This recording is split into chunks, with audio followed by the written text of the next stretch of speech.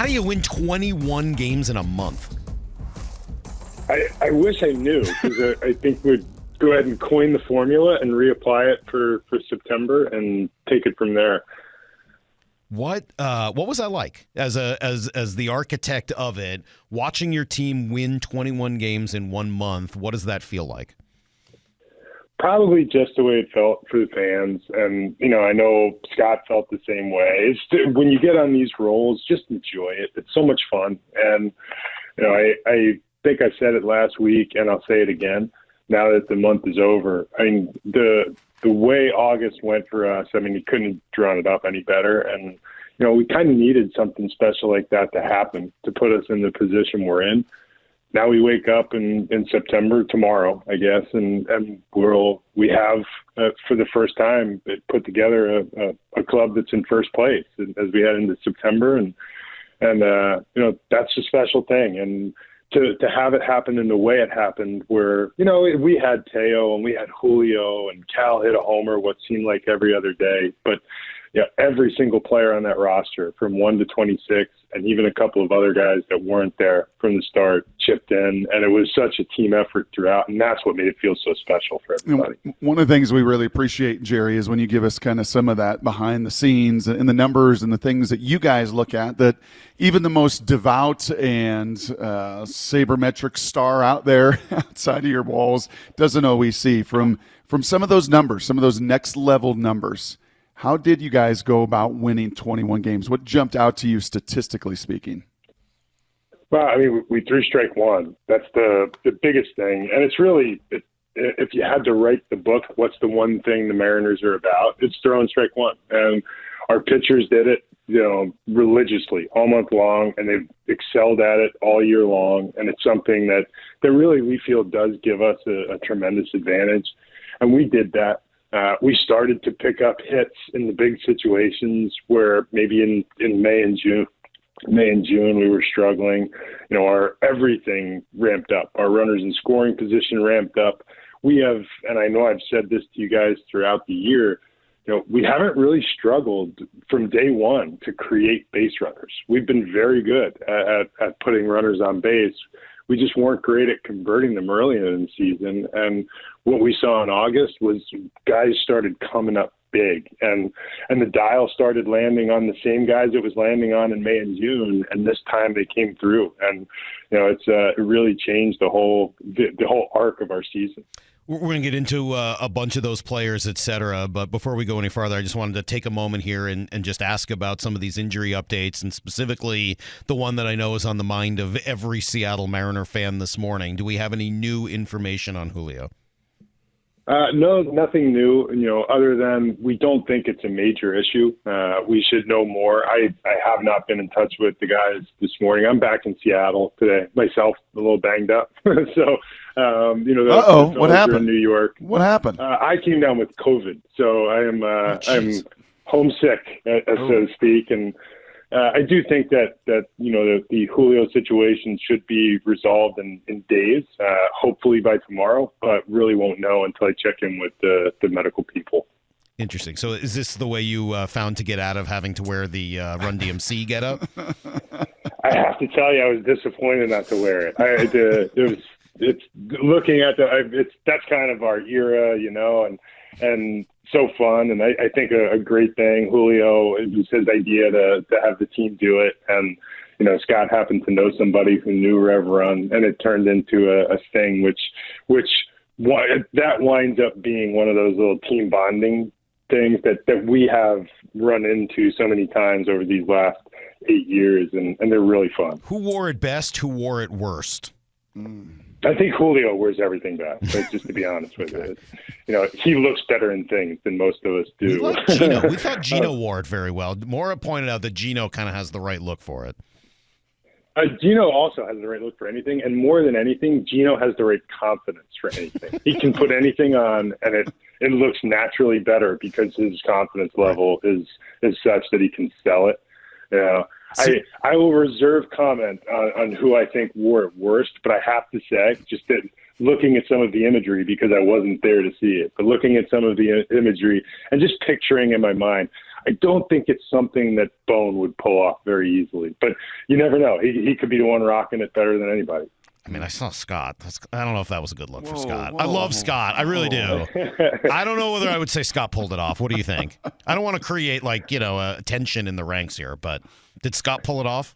Hard questions. I have to say, I wouldn't think it's the aisle Scott's naturally drawn to when he goes into the department store, but I thought he did okay with it. Hey, Jerry, you had mentioned to us a few different times with Julio this year and just some of the adjustments, and I love that stuff. And I'm curious, has Teo done anything different, or is this just Teo, man? And when he gets hot, you let him ride? I think the latter, and we've learned so much about Teo.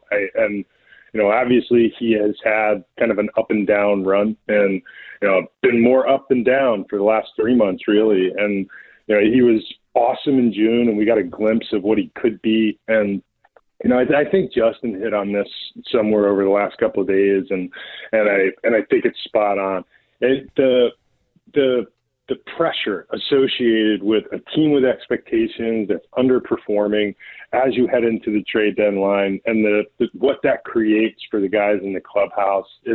I've lived through that in my lifetime, and it's not easy. And in this case, I do think that for a couple of our players, maybe Teo most notably, just the ability to relax and breathe after the trade deadline and go about your business really did a lot. And he's killing it right now, and I wish I could tell you why. It went up, down, and then up again, but this time he's bouncing even higher, which is kind of a thing we do is we learn from those adverse situations and we bounce a little bit higher. And right now Teo has been as hot as anybody in the league, not named Julio or Mookie. So it's good for him that he was able to do it, and good for us because it came just at the right time. So how do you know? I would think, in fact, I was talking to somebody in your organization just this week who said to me that they feel like more and more the biggest challenge in baseball is just trying to determine when someone's going to turn it around or if they're going to turn it around. How do you know when to be patient with a player and when to pivot and move on to someone else? Usually it's work. It's who's putting in the work, who's taking the time, who's trying to make the adjustments. And then you're looking at underlying data. Like what Brock said earlier, we're always looking at what's happening under the hood. Are they swinging at the right pitches? Are they hitting the ball hard? Is this something, this hot streak or struggle, is it something that stands out from their career norms? And then just try to make the best decision you can once you manage all of that information. But Teo really hadn't done anything terribly differently this year than he did any other year of his career. He still hit the ball hard. He's always had a little bit of chase in his game, especially with the breaking ball. And he just didn't really get those hot streaks like he has historically. But, as I said, in 2 of the last 3 months, he hasn't just been hot. He's been torrid hot. And now when you look up, we're heading into September, and his counting stats are right on par with the things that he's always done, which is, frankly, it's why we traded for him, was to deliver what he's delivering. And throughout with Teo, and I think you've heard me say this, you're not going to get a better guy. Great smile, awesome in the clubhouse. He works his tail off every day, and he never changed, and then he never blamed any type of struggle, any type of, the 3-week downturns that he might have experienced through the years. He kept coming right back, talking about the team game and focusing on the things that he could do. And then lo and behold, he kind of broke through, and hopefully he can keep it running this way through October. Jerry, you believe in clutch? I do. I absolutely do. Momentum, too, is a big thing for me, which I think we saw night before last.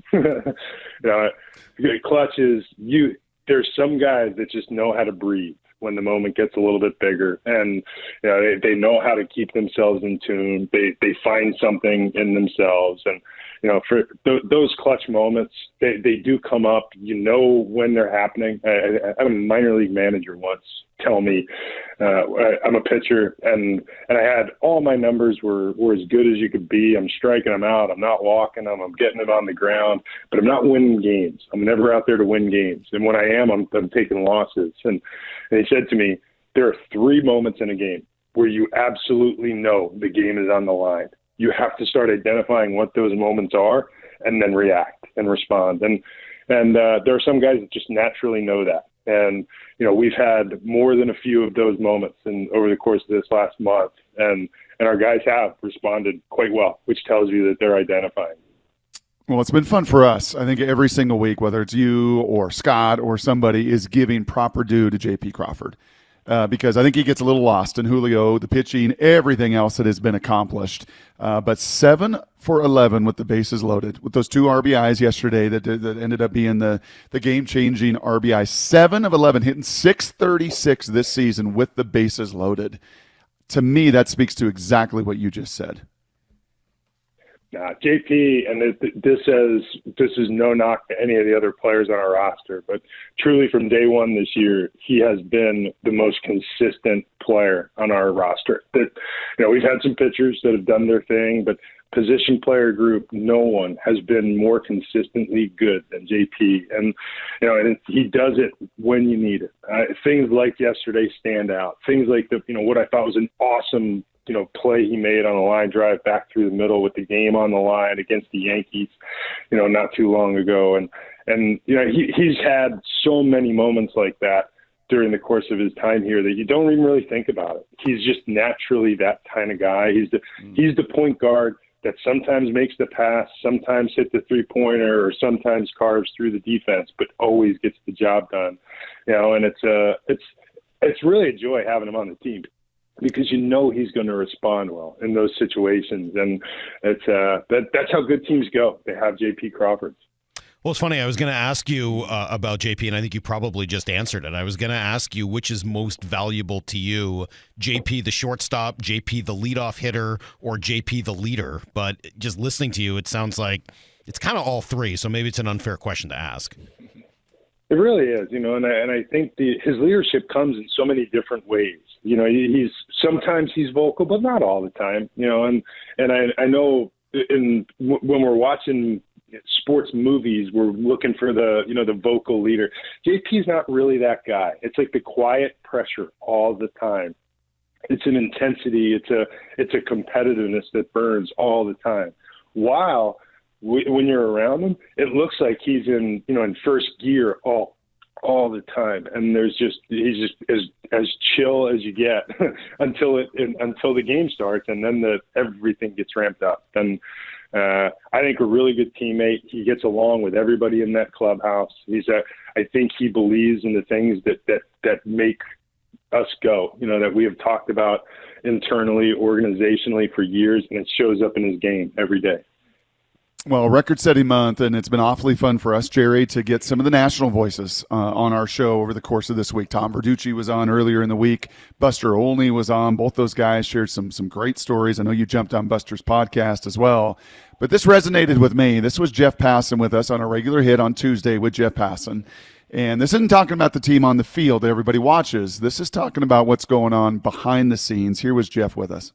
As good as the Mariners have been at taking scrap heap relievers and turning them not just into reputable big league arms, but actually good big league arms, they're developing a reputation for doing the same thing with young bats. We saw it with Noel DeMarte and saw it with Edwin Arroyo, and both of them ended up getting Luis Castillo. Now we're seeing it with Young and Emerson, and Ty Pete and Johnny Farmelo is going to be playing, and Felnin Celestin. What the Mariners are doing right now is a really nice exercise in building a sustainable winner. Was it pitching first, and now the young bats come along? Was that the infrastructure in the plan at the beginning? That's what we always talked about, and it's really nice to hear that. I didn't hear that bit from the show on Tuesday, but that was the goal throughout, was to lay in a foundation of pitching, because you don't win unless you can pitch. And we understood the dynamics of our ballpark and the environment that we play in, and that our quickest road, if I had to go back to the 2018 2019 off season when we started this version of our roster building exercise, in that time, the goal was, what is the quickest road for us to win the World Series and stay at that level of competitiveness. And this is what we came up with was, laying the foundation with pitching, start to develop. We were very college heavy early in our drafts, to try to get players closer to the big leagues and fill the voids that we knew were there. And then here in recent years, we've gotten more high school heavy to get the kind of upside talent in your system that you need to tip the scale. And, and to the credit of everybody in our scouting and player development departments, Scott Hunter and Frankie Thon and Justin Toole and Andy McKay through those years, and everybody else that's contributed, we feel like we've really made great inroads. We've always wanted to not just win, but win in a sustainable, consistent way. And I feel like we're on that path. Today is the waiver claim day, last day for that before playoff rosters would have to be, or at the very least, people would have to be in your organization. What do we know about today's waiver claim situation? Well, I think we publicly know more than we are supposed to know is the easy answer to that question. So, rather than contributing to something I'm not supposed to be contributing to, I can tell you that it's a really interesting development in the last few days around baseball, and I'm sure, like many other teams in the league, we are likely to be active today. What time is that? Do we know that? Is that public? What time is that? Usually it's about 1:00 Eastern time when the waivers are done. But it's again, I do think a lot of that was not intended to be public information, and we can't get too in depth on the things we do or won't do. I won't ask you about that. I'm more curious about what that process looks like. How do you find out? And when that all came down, right? I mean, we had Buster on, and Buster was kind of presenting it from like a, ooh, I don't know about the owners on this, right? I get that you can't kind of talk about some of that, but how do you physically find out that you've been awarded a waiver claim or who has? Like, what does that process look like for a team?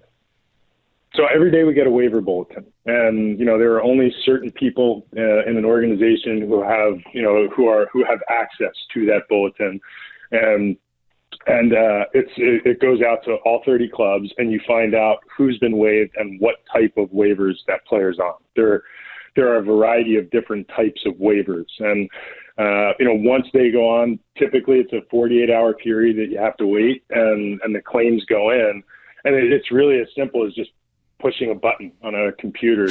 Yes, we put in a claim, and then by the time it all shakes out in the wash on whatever that day is, 48 hours from the post, they will determine by reverse order of record. So the team with the worst record goes first, all the way back to what would right now be the Atlanta Braves, and whoever the first team claiming that player on waivers is with the worst record of those that claimed him is awarded the claim, and then effectively from there you just assume the player's contract and rights. So what if you've claimed 3 players at any given day and all 3 of them get awarded to you? Do you have to then take all 3?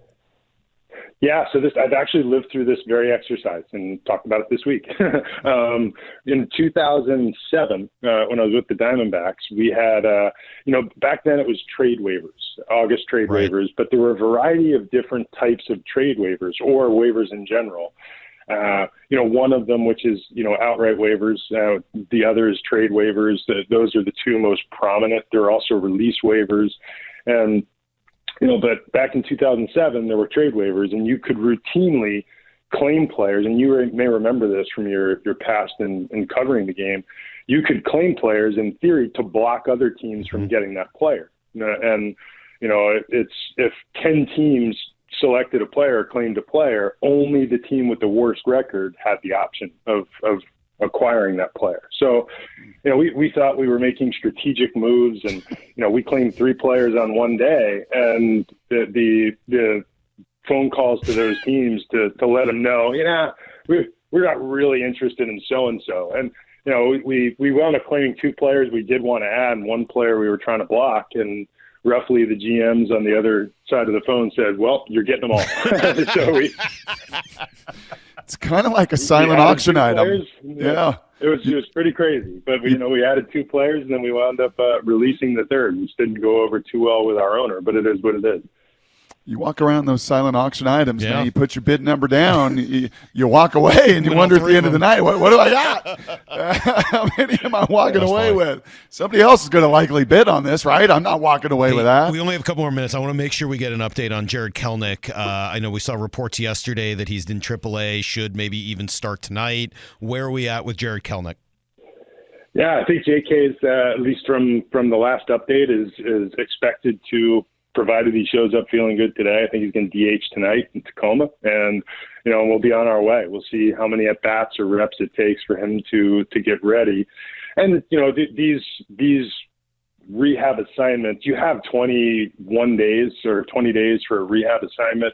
We won't take all 20, obviously, if he feels good. It roughly just tell us when you feel like your timing's good, and we see visual proof of the fact that he's bouncing back. And tonight, it feels good tonight. I'm ready to go tonight. I want my Run DMC outfit. Put me on the plane. It feels good tonight. Feel great, Jerry.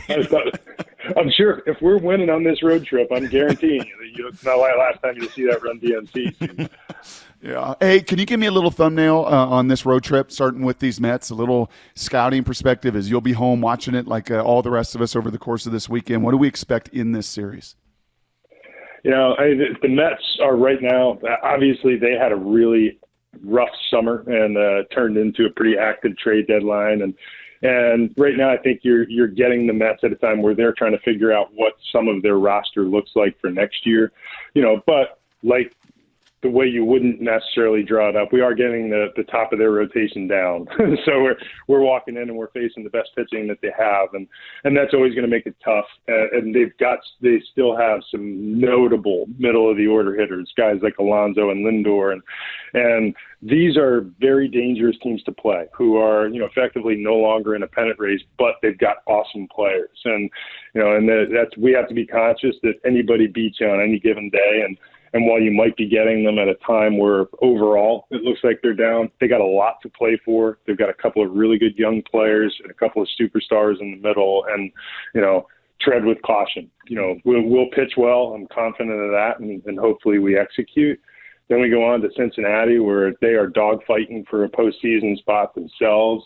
Really talented position player club that I think is not too dissimilar from where we were, 3-4 years ago in gathering talent. They just did it in the opposite way. They went with the bats first, and they're trying to wait for those arms to catch up.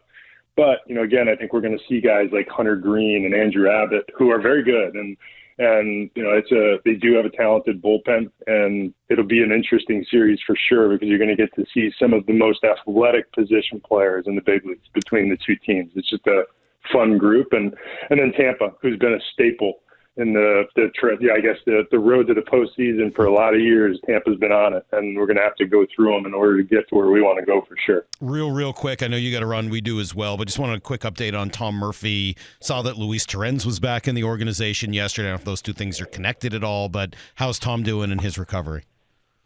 Yeah, they're a little bit connected, but not, completely connected. We brought LT back, because our catching depth with Brian O'Keefe in the big leagues, our catching depth wasn't where we thought it should be. And, we were fortunate enough to know LT. LT knows our systems and our people, and, it just made it a very easy add. Murph is actually making some progress. He's into his baseball activities in Arizona. Like Jared Kelnick, he's likely to require some type of rehab assignment before being activated. And, unlike Jared, he's not yet to the point where we're ready to put him out there in games, and we're still taking it day by day.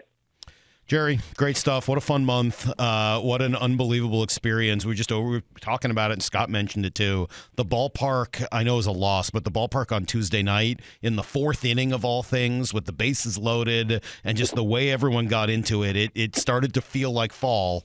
And there's going to be a heck of a September and then hopefully October after that. So thank you. We appreciate it. We'll talk to you next week. Feel better. Thanks, guys.